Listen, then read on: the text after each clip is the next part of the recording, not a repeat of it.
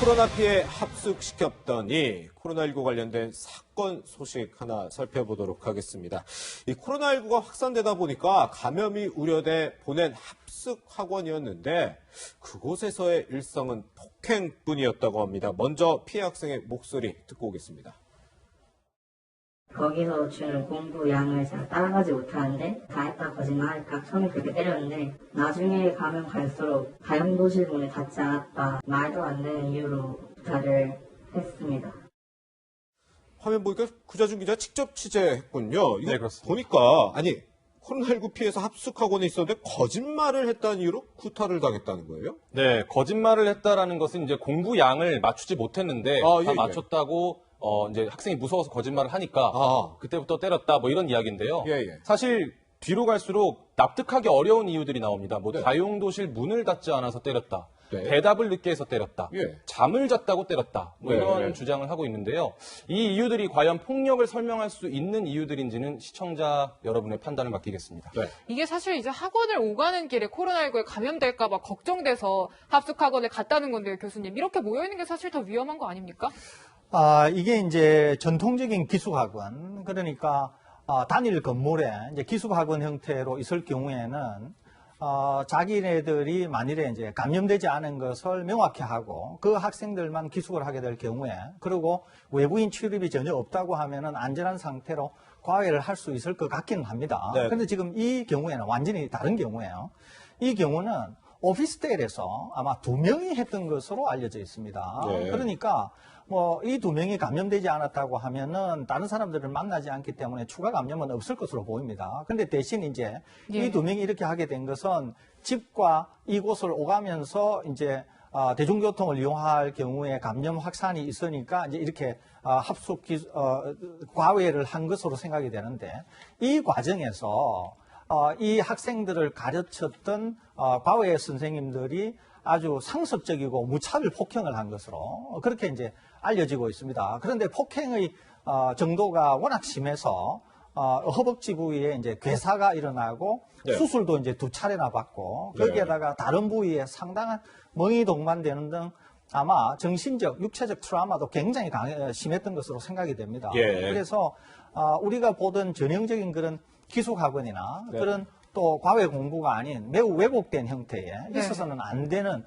그런 형태의 구타 또 과외라고 하는 맹목적인 어떤 상황에서 이루어진 것이라서 네.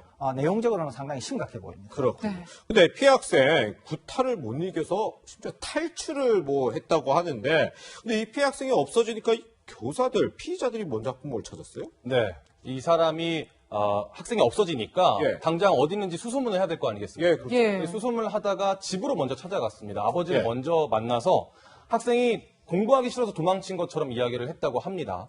하지만 아버지는 그 당시에 폭행 사실을 몰랐습니다. 그래서 그랬구나라고 하던 중에 아들이 무서워서 PC방에 숨어 있다가 돌아온 아들을 보고 예. 몸에 멍투성이다 보니까 이게 왜 이러느냐라고 이제 피의자들에게 따져 물으니 네. 그때 가서 했던 얘기가 거짓말을 해서 때렸다. 뭐 이런 그런 식의 거였군요. 이야기를 했다고 합니다. 이 피의자들 반성 대신 피해 학생을 탓하기도 했다고 합니다. 피의자들의 목소리 한번 들어보시죠. 정도밖에 아버님께서 죽이지만 말아서 때려도 된다고 생각했어요. 내가 여기 막혀놓고 이렇게 만들려고 한 거냐고. 이게 사람이 몸이냐고. 몸이 내가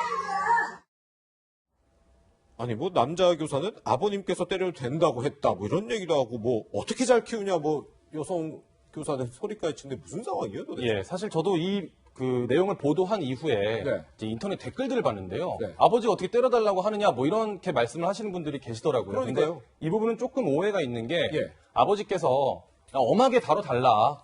죽이지만 마라. 뭐 이런 식으로 좀 농담적으로 이야기를 하신 것 같은데 예. 이것을 근거로 아버지가 때려도 된다고 했으니 때렸다라고 주장을 하고 있는 겁니다. 예, 그렇군요. 네, 피해 학생은 지금 뭐 국민청원까지 해가지고 피해자들 구속시켜달라고 호소하고 있는데 이 관련해서 변호사 목소리 준비되어 있습니다. 그래 아무래도 이제 피해 학생이 이제 어려가지고 이제 그 상황이나 이런 것들에 대한 진술이 어려움이 있다라는 그런 측면을 이용해서 아마 혐의를 이제 부인을 하고 있는 것 같아요. 증거인멸이나 이제 도망의 좀 우려도 있다라고 좀 보여져서 이런 사안의 경우에는 일단 구속 수사를 하는 게 마땅하지 않을까 이런 생각이 좀 드네요. 지금 구속 수사를 하는 게 마땅하지 않을까라는 분석이 나왔는데 청원 내용을 보니까 협박 문자까지 나와서 학생을 힘들게 했다고 하던데요. 예, 이 학생이 허벅지 수술을 받은 날 여자 선생으로부터 문자를 받았다고 합니다. 나도 너를 고소하겠다. 그러니 기다려라. 이런 식의 문자를 받았다고 하고요. 그래요? 이 내용이 어떤 내용인지를 제가 여자 선생에게 물어보기 위해서 예. 수 차례 연락을 시도했는데 응하지 않았습니다. 네. 그리고 남자 선생도 목 부위를 좀 방송으로 사실 전달하기 어려울 정도의 협박을 하면서 공포심을 그래요? 느끼게 했다고 하는데요. 네. 이런 협박을 당해서 결국은 도망쳐 나왔고 이것도 역시 경찰 수사의 범위에 포함되어 있습니다. 네. 이거 경찰이 구속영장 신청을 했죠, 피의자? 신청을 했습니다. 그렇군요. 예. 네, 지금까지 합수까지 하면서 학생을 폭행한 사건 짚어봤습니다. 두 분과는 여기서 인사드리겠습니다. 감사합니다.